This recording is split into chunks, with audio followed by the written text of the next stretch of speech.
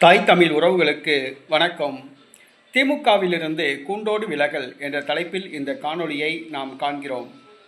திமுக 1949ஆம் ஆண்டு ஆரம்பிக்கப்பட்டது. 1967ஆம் ஆண்டு ஆட்சியை பிடித்தது. 1969ஆம் ஆண்டு அண்ணாதுரை மறைவுக்கு பின்பு திமுக கருணாநிதியின் குடும்ப கட்சியாக மாறிவிட்டது.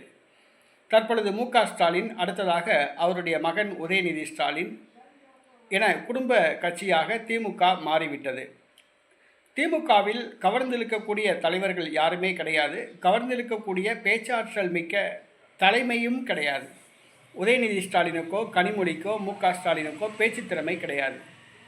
ஆனால் கருணாநிதி குடும்பத்தை சார்ந்த மு.க.ஸ்டாலின், உதயநிதி ஸ்டாலின், கனிமொழி, தயாநிதி மாறன் உள்ளிட்ட பலர் திமுகவை பயன்படுத்தி பதவி வகித்து வருகின்றனர். மேலும் திமுகவில் குடும்ப வாரிசு ஆட்சி முறைதான் உள்ளது. கீதா ஜீவன், KN நேரு, துரைமுருகன் உள்ளிட்ட பல மூத்த தலைவர்கள் தங்களுடைய வாரிசுகளை அந்தந்த மாவட்டங்களில் அடுத்த கட்ட தலைவர்களாக வளர்த்து வருகின்றனர். இதனால் திமுக ஏறத்தாழ கரைந்து விட்டது என்று சொல்லலாம்.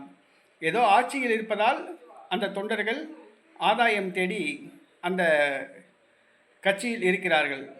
நீர்வற்றிய குளம் என்று மாறிவிட்டால் நீர்வற்றிய குளத்துக்கு பறவைகள் எதுவும் வராது. பறவைகள் அந்த பக்கமே எட்டி பார்க்காது. பறவைகள் நீர்வற்றிய குளத்திலிருந்து வெளியேறிவிடும். அந்த மாதிரி தான் திமுகவோட நிலைமை. இன்றைக்கி திமுக ஆட்சியில் இருக்கனால திமுக தொண்டர்கள் திமுகவில் இருக்காங்க. ஆட்சியிலேருந்து திமுக இறங்கிடுச்சுன்னா அடுத்த நிமிஷம் அவங்க எங்கே போவாங்கன்னு சொல்ல முடியாது. இந்த சூழ்நிலையில் 2026ஆம் ஆண்டு நடைபெற உள்ள பாராளுமன்ற தேர்தலில் திமுக சட்டசபை தேர்தலில் 200 தொகுதிகளில் வெற்றி பெறணும் அப்படின்னு நினைக்குது. ஏற்கனவே 2021ஆம் ஆண்டு நடைபெற்ற தமிழக சட்டப்பேரவை தேர்தலில் நூலிலையில்தான் திமுக வெற்றி பெற்றது. ஏறத்தாழ 60 தொகுதிக்கு மேற்பட்ட தொகுதிகளில் திமுக கூட்டணி வேட்பாளர்கள் 5000 வாக்குகள் வித்தியாசத்தில் தான் வெற்றி பெற்றனர். மிக குறைவான வாக்குகள் வித்தியாசத்தில்.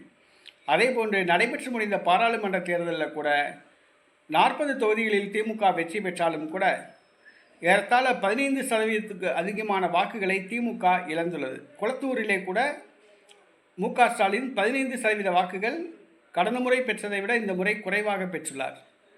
ஆகவே திமுக வாக்கு வங்கி சரிவை நோக்கி சென்று கொண்டிருக்கிறது. ஆனால் நாங்கள் 200லையும் ஜெயிப்போம் அப்படின்னு சொல்லி மாறுதட்டிட்டு இருக்காங்க. இந்த சூழ்நிலையில் தமிழக வெற்றி கழகம் களத்தில் இறங்கியிருக்கு. தமிழக வெற்றி கழகத்தில் சாறை சாறையாக பிற கட்சிகளிலிருந்து தொண்டர்கள் வந்து சேர்கிறார்கள்.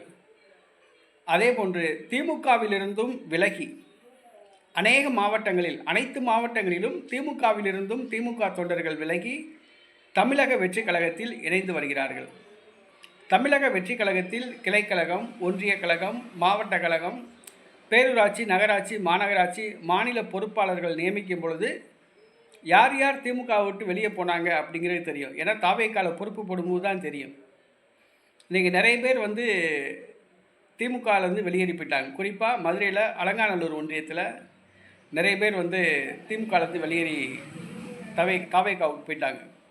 ஆனால் திமுக எங்கள் கட்சி ஸ்ட்ராங்காக இருக்குது, யாரும் எங்களை அசைக்க முடியாது, எங்களுடைய கோட்டை பலமாக இருக்குது அப்படிங்கிறாங்க. ஆனால் திமுக கோட்டை வெடித்து சிதற ஆரம்பித்துள்ளது என்று தான் சொல்ல வேண்டும். திமுகவின் கனவு தமிழக வெற்றி கழகத்தால் சிதைக்கப்பட்டுள்ளது அப்படின்னு தான் சொல்லணும். இன்றைக்கி திமுக தொண்டர்கள் சாறை சாறையாக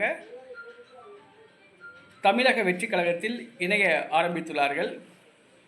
அதை மறைப்பதற்காக திமுக நல்லா உறுதியாக இருக்குது, எஃகு கோட்டை, பலம் வாய்ந்த கோட்டை, 200லையும் நாங்கள் ஜெயிப்போம் அப்படின்னு திமுக சொல்லுது. இன்னும் ஒரு சில நாட்களில் தமிழக வெற்றி கழக பொறுப்பாளர்கள் நியமிக்கப்படுவார்கள்.